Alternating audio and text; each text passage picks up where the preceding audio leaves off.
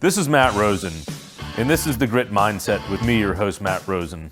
The mission of the Grit Mindset is to inspire and empower our listeners by delving deep into the journeys of those who have faced significant challenges and emerged stronger. Through authentic conversations, we uncover the mindsets, strategies, and lessons that have propelled these individuals to overcome adversity and achieve success. My aim is to provide actionable insights and real-world advice to help our listeners cultivate their own grit and navigate their personal and professional lives with confidence and resilience. Hello, everyone. Welcome to this week's episode of The Grit Mindset. I'm your host, Matt Rosen. Here with me, I've got a good friend and YPO forum mate of mine here with us on the show. We have Kiki Pennington. Kiki, welcome to the show. Thank you. Glad to be here. Yeah, so Kiki is the president of business development and marketing at SHM Architects. You want to tell us a little bit about what you do there? Yeah, really. I just moved over to SHM Architects about 6 months ago. Really excited to step in for them. They've never had anybody in the role of business development. And so what I'm really working on is increasing their brand presence and increasing their market, not just from being one of the top architecture firms in Dallas, but really nationwide. No, that's a cool role. I've always heard really good things about them. You're great people, great people. Yeah. So did you wake up one day and said, hey, I want to run business development? And tell us a little bit about some of your kind of early upbringing. Yeah, well, I got into sales kind of by accident, if I'm truthful about it.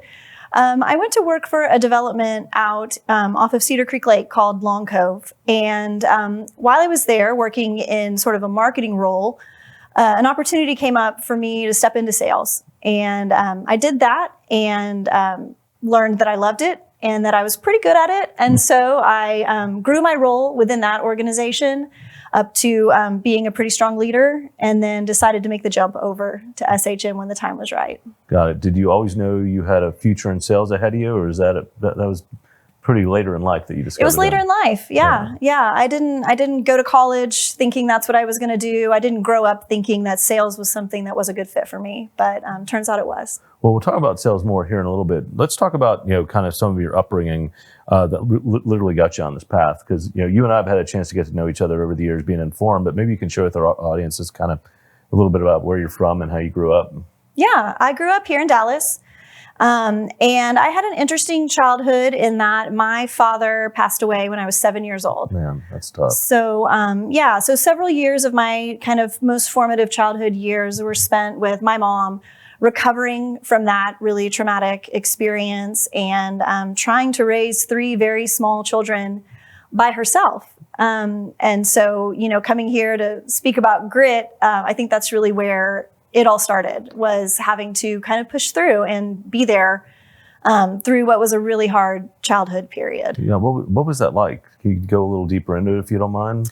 Yeah, I mean, for a mom who was 35 years old to suddenly lose her husband in a really short period of time, that was a really big challenge for her to know just what to do next. And our household really sort of lacked security and direction for a few years, and through no fault of my mom, of course. And I had two younger siblings who were twins, and a lot of our days were really just spent surviving and making it through and getting myself to where I needed to be schedule-wise and homework-wise and all of those things. So a lot of independence and a lot of looking out for not only my younger siblings, but for my mom as well. Yeah, I'd have to imagine as the oldest, you took on the role of probably being a little bit of a mom at times yourself. I think so. Yeah. My brother and sister might say they might that I was just bossy, but I did at least feel that way. Yeah. Yeah. So you really developed grit, I'd say, at a pretty young age then, or were forced to. What we always talk about is it something that you're born with, or is it something you learn over time? What would you say?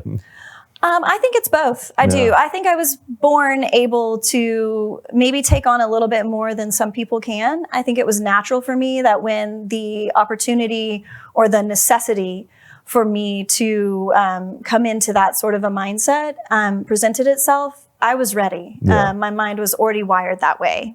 Yeah, and since you're on the grit mindset, I usually ask this at some point. I mean, what does grit mean to you personally and professionally? I think at the most basic level, grit to me just means being unyielding. not ever seeing an obstacle and thinking that that's going to stop you. In thinking about this conversation today, I was reflecting, and, there's never been a time in my life where I didn't believe that I could do anything that was set before me. Yeah. And where does that belief come from that you have within you? Is that something that you developed? Did you learn it from mentors? Or just something you think you were born with? I think both. Honestly, I do think I was born with that to some degree. I would have to think that my parents, when I was young, instilled that confidence in me, that then, I think it takes confidence to push through the hard things and to actually have that grit. Yeah. So as you're growing up, you and I know each other enough, I can lead the witness a little bit. You were an athlete, right, in high school? I was. And in college, right? Yes. I was a cheerleader in high school. I was a competitive gymnast before that, and a pretty serious track runner through high school. And then I went on to continue cheering in college. Yeah. So what was hardest? Was it running track? Was it doing cheer? Was it being a gymnast? They all have unique challenges. Yeah, talk about that. Yeah. So gymnastics is not only physically hard, but mentally very hard, because you're really asking your body to do things that it probably shouldn't do. Your body is telling you, this is dangerous, please don't do that. And so when I was young, working through fear was a key part of having success in that sport. And then, track is, I might say that track is the hardest if I really had to choose, because track is such a solitary exercise. You're racing against yourself. You're working really hard. When you go to other sports, a lot of the practice might be games or competitions or things like that. And track and running really is just putting your mind to it and deciding to do it. So that was probably the hardest sport for me to feel excited about. And then cheer, it was really fun. Also kind of going back toward that fear. There's a lot of fear that you have to work through. And then the challenges and also the positives of being entirely a team. There's not really an individual part of cheerleading. And so that comes with its own set of challenges, but it also comes with its own set of opportunities. Yeah. So you ended up in college doing cheer for SMU, right? And graduated from SMU and went to school there. Talk about that experience being a collegiate athlete.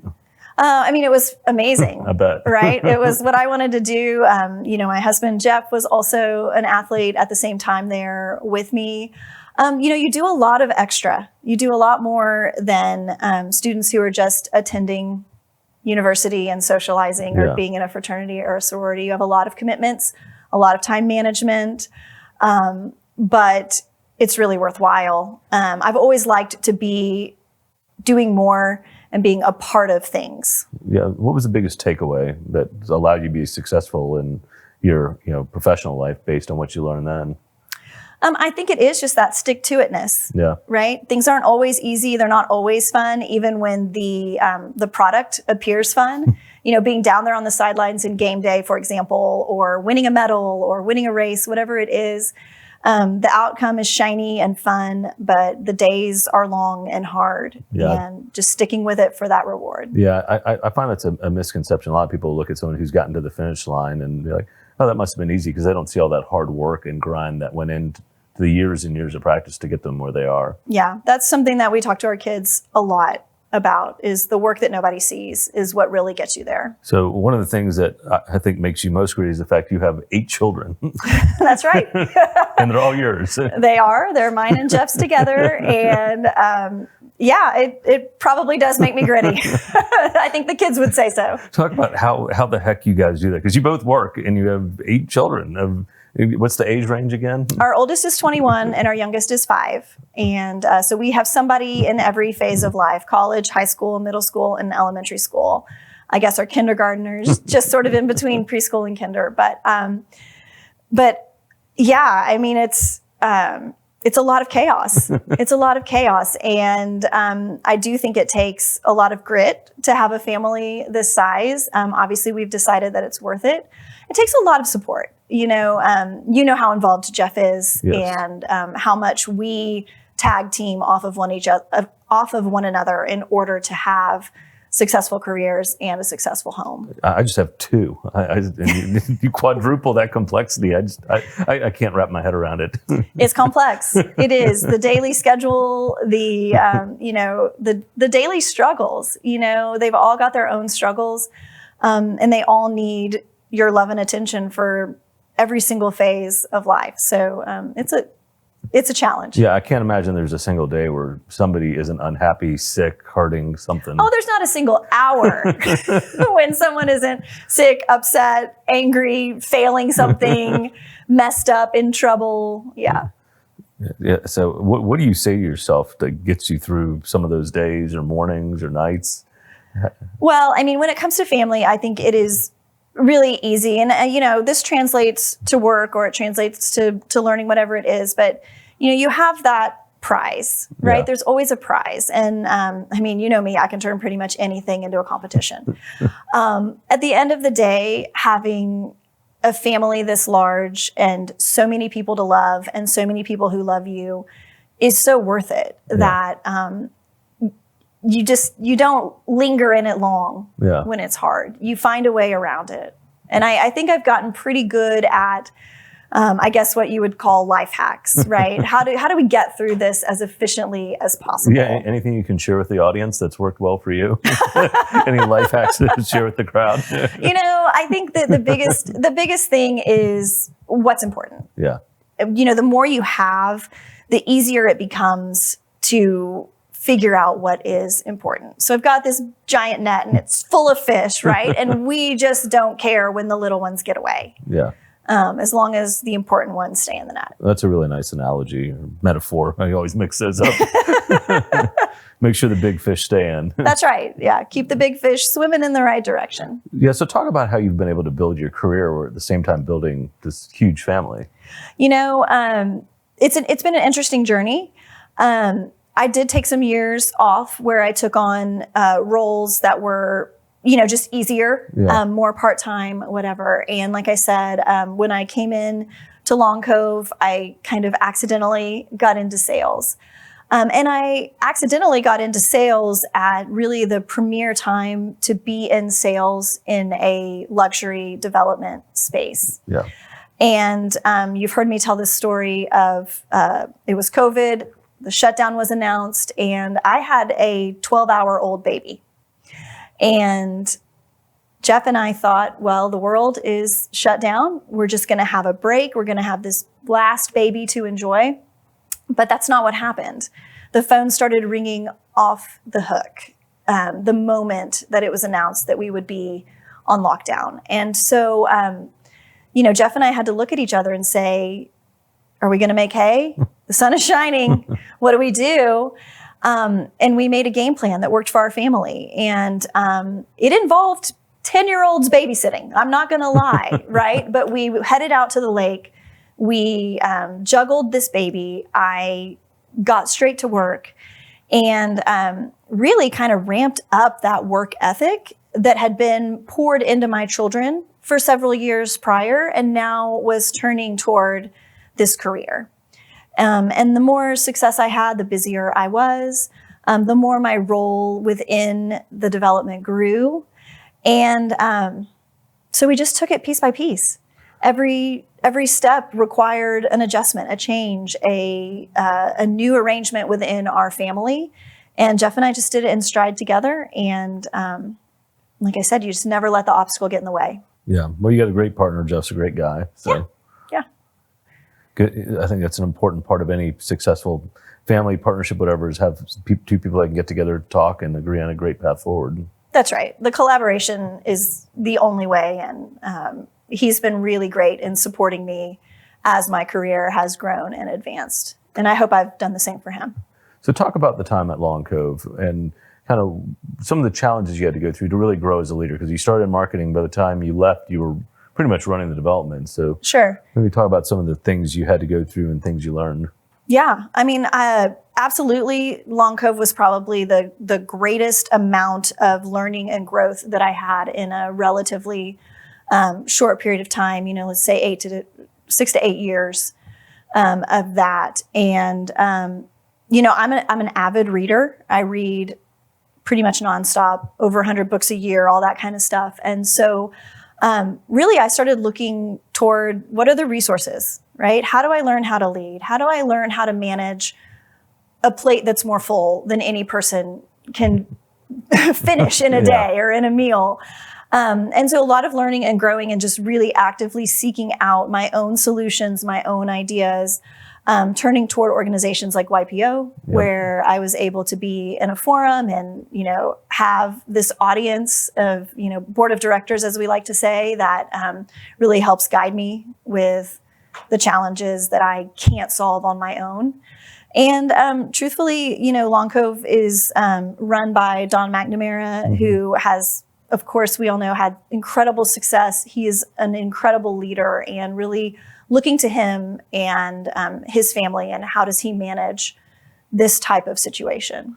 Yeah. So any stories you can share where you had to be especially gritty as that development was built? Oh gosh, there are quite a few, but I have to say I've already told it. My favorite one is just, I've got a photo of me on the golf cart just finishing 12 hours. Yeah, she was a little older than that at that point, but baby fresh and going out to give a tour truly within 2 or 3 days of having that baby. That's and just knowing that I was out there doing everything I could for success for that development. Yeah. Well, you talked about different books you read and leaned on. Any top 1 or 2 that you recommend that really made it a big difference for you? Yeah, there are so many great deals. One that I read recently, reread recently, is called The Obstacle is the Way. And it examines stoicism at a certain level, which I'm not a stoic, you know that. But some of the principles of that really help me in just knowing that I can overcome anything. How do I take obstacles? How do I take setbacks? How do I take negatives and use them to actually advance myself and to grow? That one really stands out to me. A really common one that people love, Success Principles, is a good one to reread every few years as well. So Obstacle is the Way and Success Principles. Yeah, both really have been great. Oh, gosh, I could talk about this all day.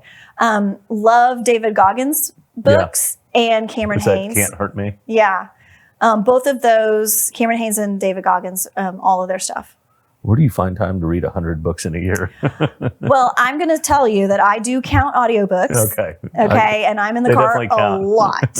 Yes. So I try to alternate between a fiction and a nonfiction every other book that I read. Well, that's great. So you talked about optimizing time. That's great because you were on the road sometimes a couple hours a day, right? Absolutely. With Long Cove. Well, whether it's work or whether it's family, I mean, you know what carpool looks like. And the kids don't mind? Kids don't mind. I usually do earbuds when I'm listening in the car. I listen to books when I'm doing housework. Love to read whenever I can actually sit and just do that. Very cool. And I think you also learn just as much from fiction stories as you do from nonfiction. Yeah, has your brain work in different directions. So let's talk about the kids. How do you instill the grit that you've developed in 8 kids?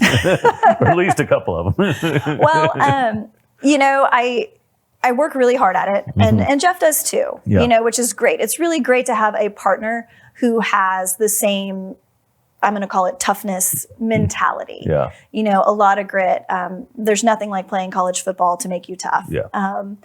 And so I think that we're on the same page. And so when it comes to teaching our kids or correcting our kids or guiding them a certain way, it's really easy because there's an agreement between the two of us on how this child needs to grow in their grit or in their tenacity or in their toughness and all of those areas. And so I think most of it is really just experiential. What happened today? How did you handle it?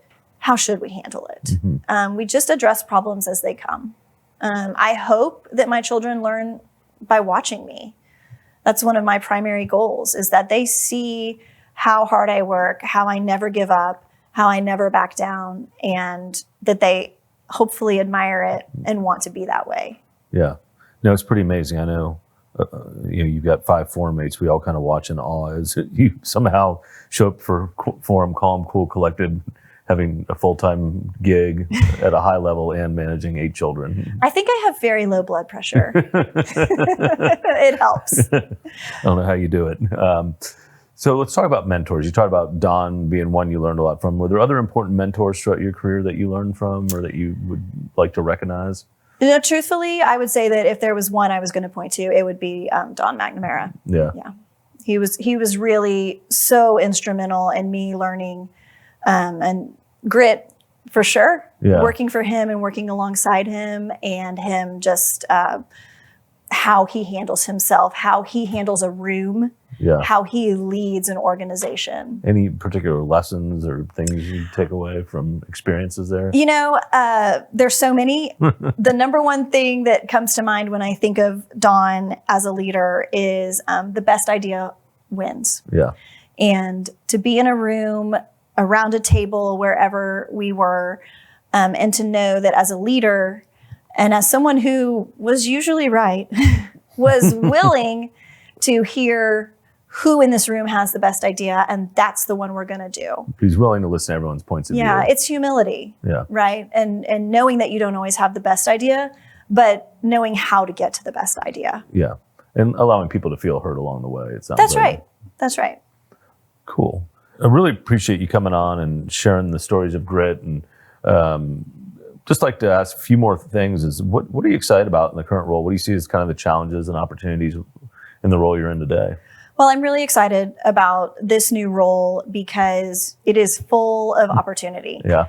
As I mentioned, this is an architecture firm that grew from 3 people working in an office to 90 people today. That's huge. Massive growth over 20 years. And all of that growth was organic. They've never gone out and tried to really build this brand. So one is a product that you can absolutely believe in, right? If you're growing that much by word of mouth, they're good. And now I get to take that to the next level. So I'm really excited to be in an organization that is open to what I see as the opportunity and want to pursue. I align perfectly with their vision. And so it makes it easy to get on the same page. And I'm just really excited. It's an adventure that I really haven't done. I haven't done something like this. And so being able to tell their story, increase awareness about what they do, and then say, we're not just a Texas firm, we're not just a Colorado and Savannah firm, we're a national firm. I really want to be able to do that for them. Well, I'm sure you're going to crush it. So I wish you the best of luck in the new role. So as we're kind of closing things out here on the Grit Mindset, are there any final closing thoughts on grit you'd like to share with our listeners? Well, as I was just thinking, obviously, on this subject in preparation for coming here, I think there are just a few key things. And some of them I think I've already said to you. One is always believing that you can do anything. I've never doubted that. And I think that has helped me overcome things that other people might have stopped at. Like maybe they would have stopped at 3 kids. I knew I could have more. You can have 8, no problem. And then I also think, though, that humility, because to be unyielding, you have to be willing to do the work without the credit. Yeah. To make things better for the sake of the project or the organization or for yourself, without worrying about who's right and who's wrong or who gets the credit. I think that's a tough thing for some people, is to be able to show that humility when you don't get credit. What are as we're kind of closing out, how have you been able to work through that situation? Because that's an area I've struggled in the past, not being recognized for all the things I brought. So how have you been able to work through that successfully? Well, it's always a challenge. Yeah. I mean, I'm not going to say it's easy for me. As you know, I'm an incredibly competitive person, and I like a gold star. Yeah. I do. I like it. But I think, when you are so focused on a project succeeding or an initiative that you really want to work, or just frankly getting a deal, whatever it is, when your eye is on the end result and not on yourself, it's a lot easier to say, I'll give him the credit if that's what gets the deal done, right? It's just doing what it takes to get to the result that you really want. Yeah. Well, it probably helped being part of a team throughout high school and college. It helped give you some of that as well. Definitely. Yeah. I mean, that's one reason why we absolutely force our children to be in at least one sport all the time. Yeah. Even if it's hockey. Yes. We love hockey. But yeah, we think that sports are just as important in life and especially in grit as school. Yeah. Well, awesome. Well, Kiki, thanks so much for coming on the Grit Mindset and sharing your story. Thanks for having me. Yeah, it's always great to spend time with you and hear all that's going on. For all those listeners out there, hopefully you could take something away. The fact that Kiki's able to manage a successful career and 8 kids at the same time, I'm always in awe of her grit and what she's able to accomplish. So glad she was able to come on the show this week. Until next week's episode of the Grit Mindset, this is your host, Matt Rosen, signing off. Stay gritty out there.